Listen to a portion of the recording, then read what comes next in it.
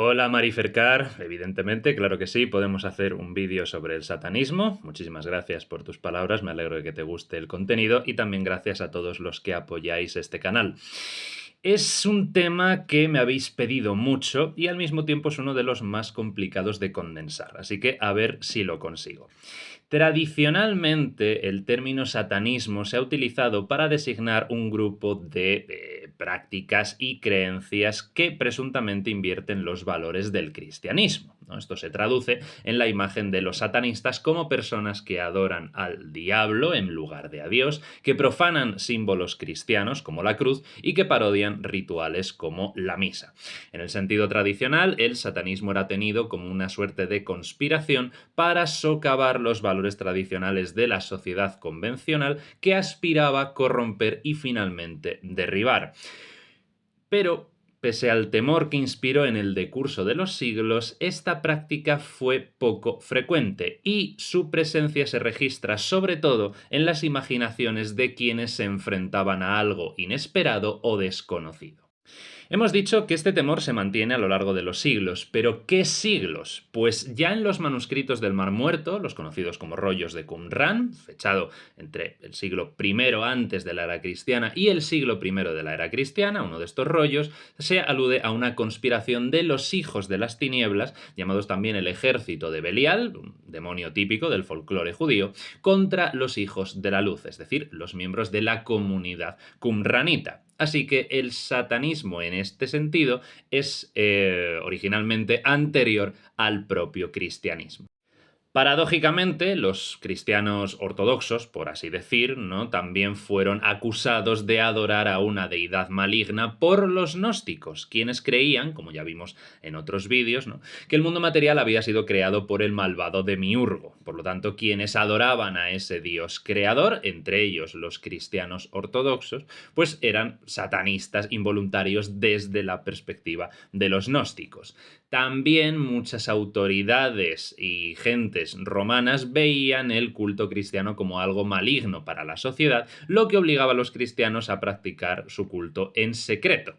La cosa cambió, evidentemente, a lo largo del siglo IV, sobre todo en el año 380, con el Edicto de Tesalónica, cuando Teodosio I convierte el cristianismo niceno-constantinopolitano o el cristianismo trinitario en la fe oficial del Imperio Romano. Y entonces se le da la vuelta a la tortilla y muchos obispos comienzan a demonizar a los dioses romanos y la acusación de satanismo ya se invierte.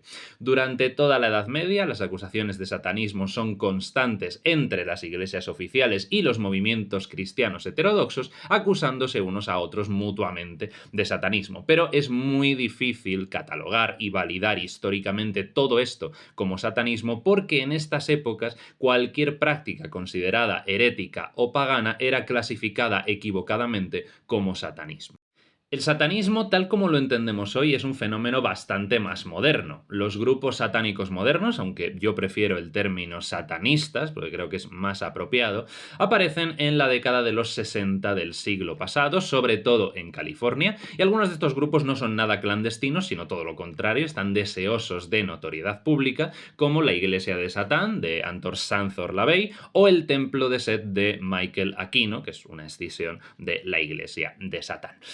Estos grupos suelen negar que lo suyo sea una inversión de las imágenes y los valores del cristianismo, sino que se remiten a un supuesto sistema de valores precristiano que autoriza la búsqueda de poder y placer sin remordimientos. Algunos de estos grupos recurren a símbolos satánicos tradicionales para dar a entender que se consideran ajenos a la moral convencional, pero la mayoría de ellos no son satánicos en el sentido tradicional de la expresión, es decir, no rinden culto al diablo, aunque hay grupos dentro del satanismo que sí son teístas, es decir, que consideran que el diablo y los demonios son entidades espirituales de existencia objetiva sobre los que se puede influir a través de rituales mágicos.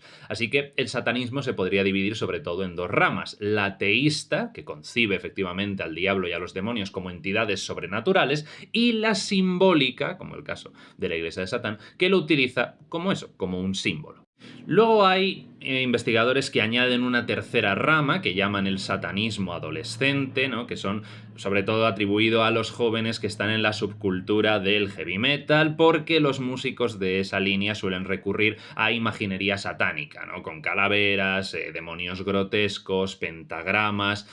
En mi caso, la verdad, no considero a estos grupos ni a sus seguidores satanistas, ni satánicos, ni nada por el estilo, porque tienen nociones muy elementales, cuando las tienen, de simbología satánica. Por ejemplo, pretenden mostrar su subversión y su crítica al cristianismo con el símbolo de la cruz invertida, cuando es literalmente un símbolo de San Pedro y por lo tanto es un símbolo que utiliza el Papa de Roma. O sea, no hay nada más cristiano que la cruz invertida, puesto que Pedro fue crucificado, según la tradición cristiana, en una cruz invertida. Así que es enormemente paradójico.